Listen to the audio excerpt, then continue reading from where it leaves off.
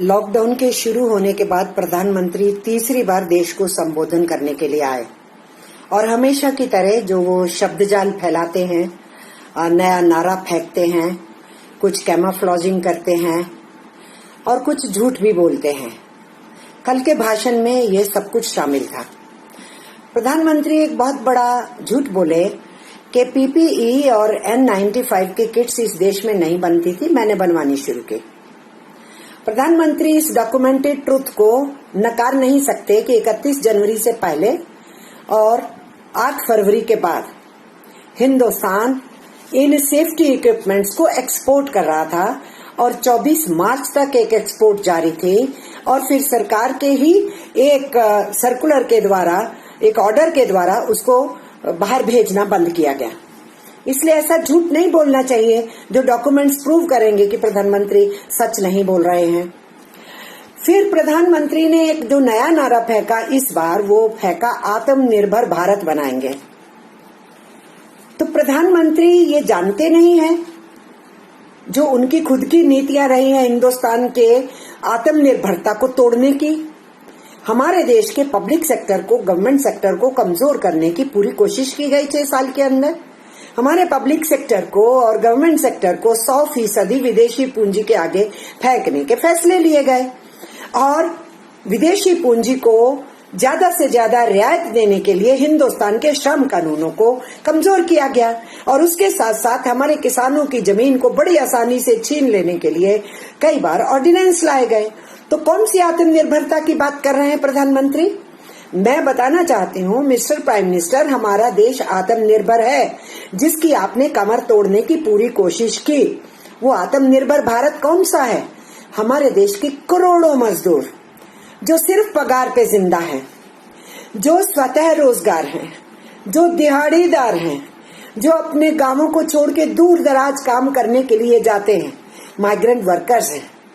हमारे छोटे किसान हैं, मंझले किसान हैं, हमारे खेत मजदूर हैं। गांवों के अंदर भी अपनी रोजी रोटी को स्वतः चलाने वाले लोग भी हैं। इनकी गिनती 110 करोड़ से लेके 120 करोड़ तक पड़ती है। ये आत्मनिर्भर लोग हैं जो अपनी रोजी रोटी चला रहे हैं। उनके ऊपर गाज गिरी ये जो अचानक लॉकडाउन बिना तैयारी के आपने किया, उनके लिए कल के भाषण में आपके पास एक भी लफ्ज नहीं था और आपका पूरा का पूरा ये जो सपना दिखाने का काम था और 20 लाख करोड़ के पैकेज की जो आपने बात की, फिर से आप इस देश की बिल्डर्स लॉबी, कॉरपोरेट घराने और दुनिया की वित्त पूंजी, उन सबकी सेवा में आप कैसे जुड़ेंगे? आप केवल उन्हीं चीजों का संज्ञान ले रहे थे। लोकल की बात कर रहे थे ना आप। आपके जो लोकल के उदाहरण थे, वो सप्लाई जो है, वो सप्लाई चेन इस देश के लोग दशकों से कर रहे हैं। लेकिन आप जिस सप्लाई चेन का चर्चा कर रहे थे, वो सप्लाई चेन है एक्सपोर्ट ओरिएंटेशन की और बड़े क्षेत्र की। आप उस सप्लाई चेन की चर्चा कर रहे हैं। उस सप्लाई चेन में हमारे गरीब जो सप्लाई चेन में शामिल होता है, आपका कहीं भी उसके लिए कोई दुख नहीं झलका है कल के भी आपके भाषण के अंदर। और इसलिए मैं ये कहना चाहती हूँ, आपने बोल दिया कि 4 महीने से पूरी दुनिया जो है इस महामारी से भिड़ रही है, लेकिन उस 4 महीने की लड़ाई के अंदर भारत शामिल नहीं था, क्योंकि आपने दिसंबर महीने से ये पूरी दुनिया में चल रहा है, आपने मार्च के महीने तक संज्ञान नहीं लिया। आपकी पार्लियामेंट चलती रही, आपने पार्लियामेंट को कॉन्फिडेंस में नहीं लिया। मैं ये बात पहले भी कह चुकी हूँ, मैं दोहरा रही हूँ, आपने सरकारों को, राज्य सरकारों को कॉन्फिडेंस में नहीं लिया। हमारे देश के मजदूरों को, किसानों को कॉन्फिडेंस में नहीं लिया, नागरिकों को कॉन्फिडेंस में नहीं लिया। और आपने अचानक पहली बार 19 मार्च में जो घोषणा भी की तो देश को नहीं बताया कि कितना बड़ा लॉकडाउन करने वाले हैं। इस देश के आवाम को तैयार नहीं किया गया कि किस तरीके की महामारी से लड़ा जाएगा। और अचानक आप थालियां और घंटियां बजवाते हैं, बाद में दिए और मोमबत्तियां जलवाते हैं।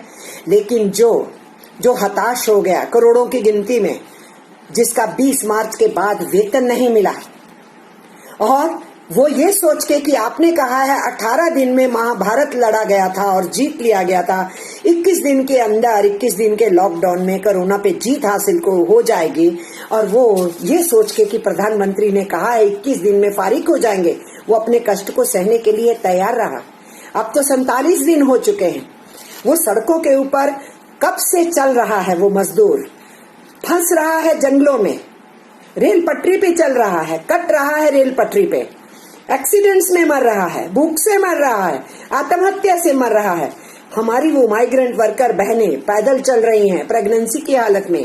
एक ने तो परसों बच्चे को जना है सड़क के ऊपर। और इस तरीके से हम ये देख रहे हैं। उनकी क्या, जिनके लोग एक्सीडेंट्स में मर गए।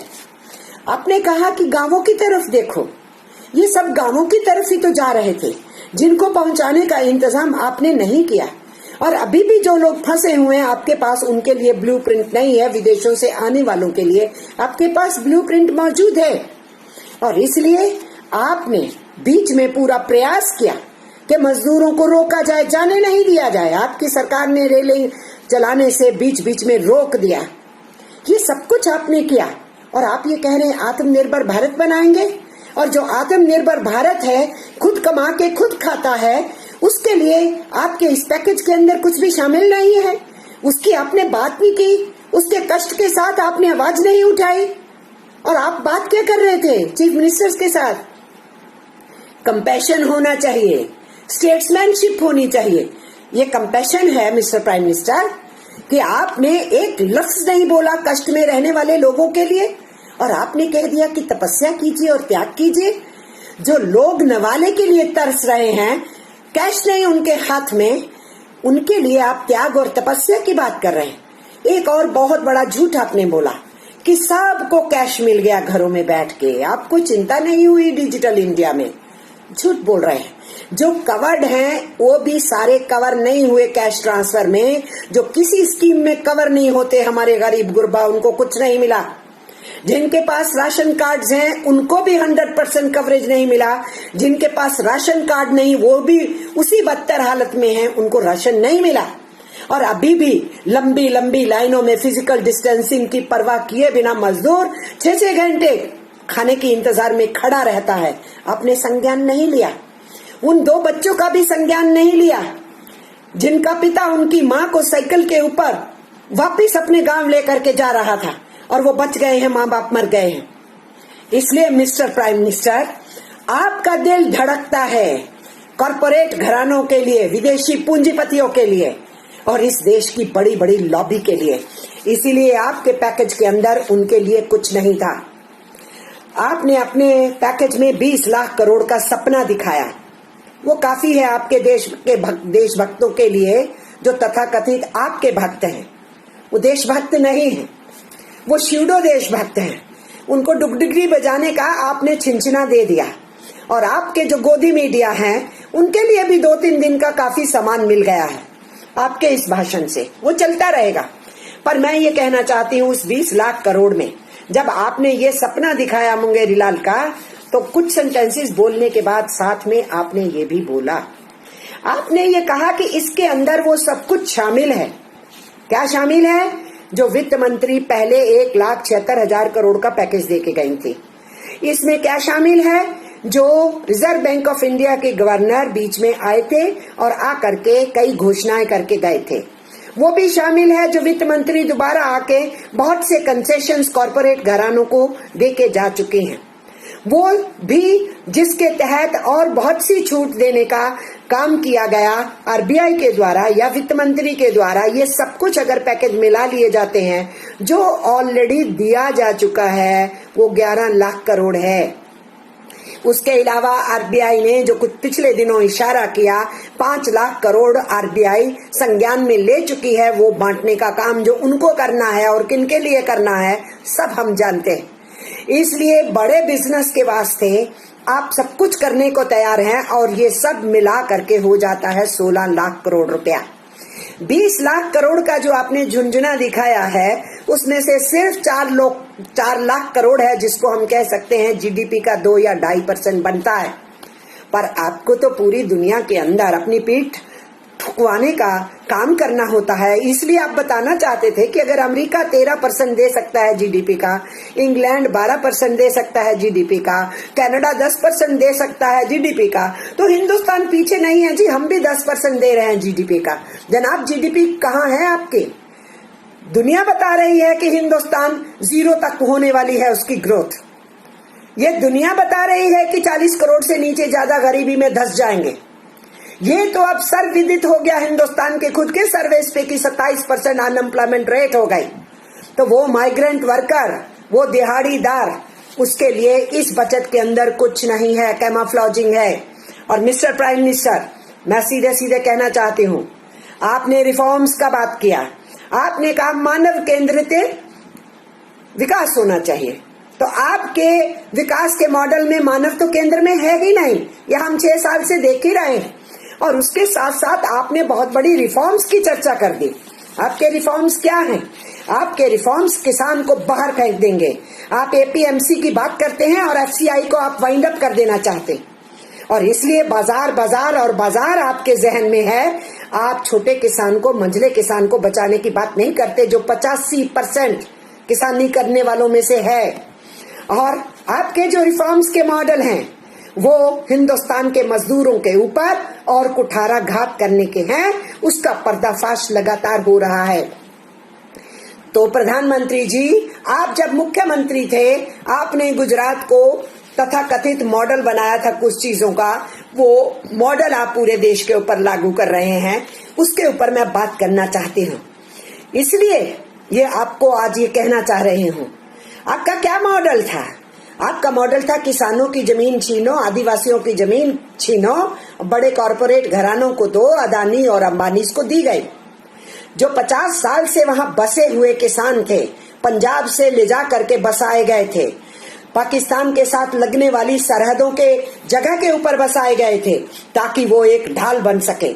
आपने 50 बरस के बाद उनको कहा बोरिया बिस्तरा गोल करके यहाँ से चले जाइए, ये जमीन के मालिक आप नहीं है।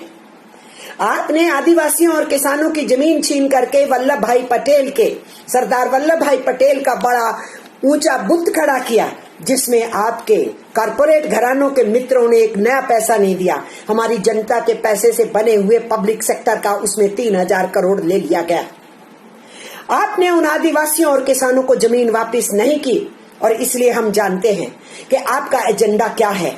आपने कुर्सी के ऊपर बैठते ही 3 बार ऑर्डिनेंस लाया लैंड एक्विजिशन एक्ट को बदलने का, जो अंग्रेजी राज के कानून को बदलने के लिए पार्लियामेंट में बहस चली। 2013 में कानून बना, बीजेपी भी उसके अंदर वोट करने में शामिल थे।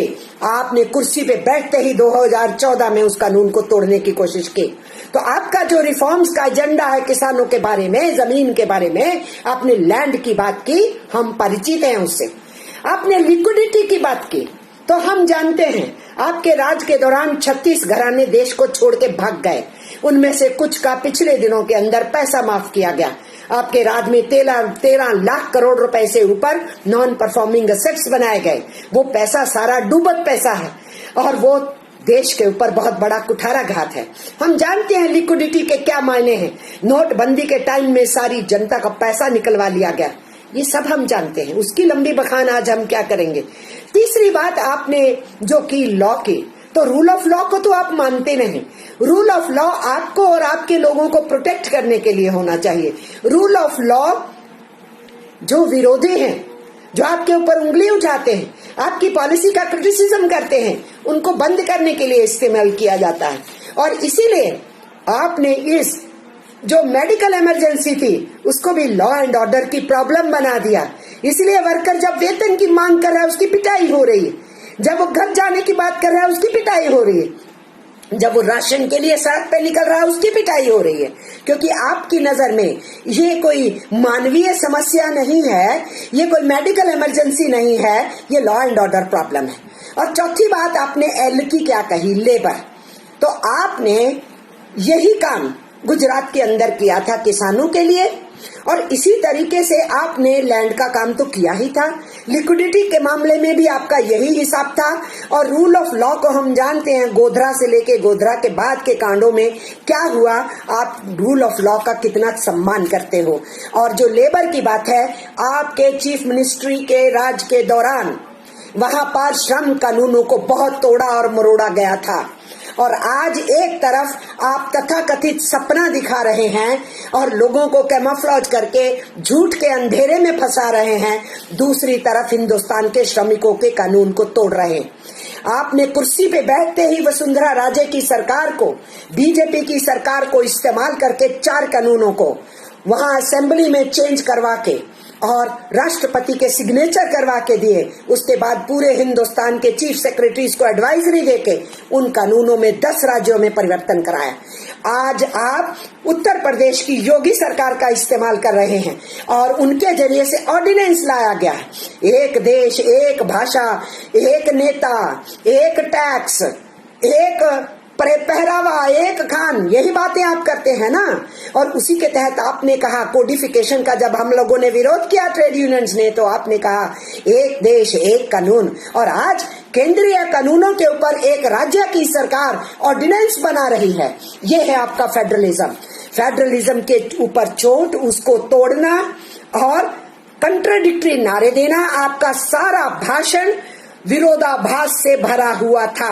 और आज उस ऑर्डिनेंस के जरिए से आप मध्य प्रदेश, यूपी और गुजरात की सरकारों के जरिए से हिंदुस्तान के मजदूरों के 134 वर्ष के संघर्षों से हासिल किए हुए उनके हकों के ऊपर कुठाराघात कर रहे हैं। और आपने जो कहा हम रिफॉर्म्स करेंगे, वो रिफॉर्म्स सीधा सीधा इशारा है कि आप श्रमिकों की पिटाई करना चाहते हैं। इसलिए आप स्लेव लेबरी की तरफ हमारे देश के मजदूरों को धकेल रहे हैं। आत्मनिर्भर जो अपने कमाता है खाता है, आज आप उसको बॉन्डेज में डालना चाहते हैं। आप दुनिया के जितने इंटरनेशनल कोवेनेंट्स हैं जिसमें हिंदुस्तान शामिल है, आप उसकी धज्जियां उड़ा रहे हैं। ILO के साथ कन्वेंशंस में जहां जहां एग्रीमेंट है हिंदुस्तान की सरकारों का, आप उसको तोड़ रहे हैं। इसलिए कल का आपका भाषण, हम ये कह सकते हैं, वो आईना है इस बात का कि आप आगे जाकर के क्या करने वाले हैं। इसलिए 20 लाख करोड़ का झुंझुना मुबारक हो नरेंद्र मोदी जी के भक्तों को और उनके गोदी मीडिया को। और देश के मजदूरों को मैं ये कहना चाहती हूँ, आपके लिए कुछ नहीं है। किसानों के लिए कहना चाहती हूँ, आपको बाजार के हवाले किया जाएगा और सरकार अपनी जिम्मेदारी से मुक्त होना चाहती है। और इसलिए इस मौके के ऊपर मैं इतना ही कहते हुए कि गुजरात के मॉडल को आप पूरे हिंदुस्तान में जो थोपने का काम कर रहे हैं, वो गुजरात का मॉडल आपका फेल हो चुका है। अब हिंदुस्तान को फेल करने के लिए आप निकल पड़े हैं। अपनी असफलताओं को छुपाने के लिए नए नए नारों को फेंकने का काम, कैंपेन चलाने का काम आप करते रहे हैं। आप आगे भी करेंगे, हम ये समझते हैं। लेकिन मैं श्रमिक आंदोलनों की तरफ से कहना चाहती हूँ, हमने आपकी चुनौती स्वीकार की और हम लड़ेंगे। हम आराम से नहीं बैठे। हमने मई दिवस मनाया, उसके बाद अलग अलग ट्रेड यूनियंस ने अपने संघर्ष को आगे बढ़ाया। हमने जो चिट्ठियां आपको लिखी, आपने जवाब तक नहीं दिया। हमने श्रम मंत्रालय को लिखी, जवाब तक नहीं आया। और आप अपने श्रम मंत्रालय का इस्तेमाल कर रहे हैं। सारे राज्यों को आपने कहा कि जो 134 बरस पहले का हमारा जो कानून था 8 से 8 घंटे के काम का, आपने सबको संदेश दे दिया कि 8 घंटे को 12 घंटे कर दीजिए। तो आप दिल्ली में बैठे बैठे राज्य की सरकारों को निर्देश दे रहे हैं, दूसरी तरफ फेडरलिज्म तोड़ रहे हैं, तीसरी तरफ एक राज्य सरकार से केंद्र कानून पे हमला करवा रहे हैं, ऑर्डिनेंस करवा रहे हैं। और कभी चीफ मिनिस्टर्स को संज्ञान में नहीं लिया और अब सारी चीजें चीफ मिनिस्टर्स पे फेंक भी रहे हैं, लेकिन जो राज्यों की मांग है उसको पूरा भी नहीं कर रहे। आपने हिंदुस्तान को अराजकता में फेंका है। एक रात सपना आया, अचानक लॉकडाउन कर दिया गया और फिर सपने पे सपना जो आता रहा उसको आप लेकर के आगे बढ़ाते रहे। जवाब दीजिए ना। आप तो कह रहे थे 18 दिन में महाभारत जीती गई, 21 दिन में कोरोना को हरा लेंगे, लोगों को झांसा दिया आपने।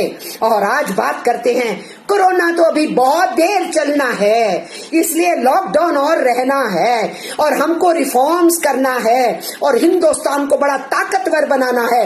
हिंदुस्तान की कमर तो आप पहले ही तोड़ चुके हैं नोटबंदी और जीएसटी के बाद, और उसके बाद बेरोजगारी की दर को बढ़ा के और जिस ढंग से लॉकडाउन लागू किया, और फिर रोजमर्रा खाने और कमाने वालों को आज भी आपने उनको 3 महीने 4 महीने की जो हम मांग कर रहे थे कि सरकार पगार दे, आप उसके लिए तैयार नहीं है। इसलिए मिस्टर नरेंद्र मोदी, मजदूर यूनियनों ने आपकी चुनौती स्वीकार की है। आने वाले दिनों में हमारा संघर्ष बढ़ेगा, हम लड़ाई को तेज करेंगे।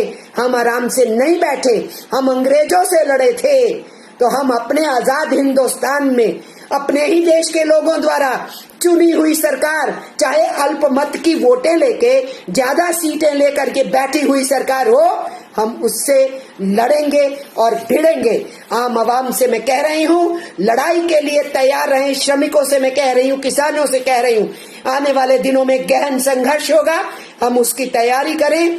आप सबको नमस्कार और प्रणाम, सत श्री अकाल और आदाब कहते हुए मैं जय हिंद कहते हुए अपनी बात को खत्म करती हूँ। फाइनेंस मिनिस्टर क्या पैकेज लाती हैं, मैं फिर आपके बीच में आऊंगी। धन्यवाद।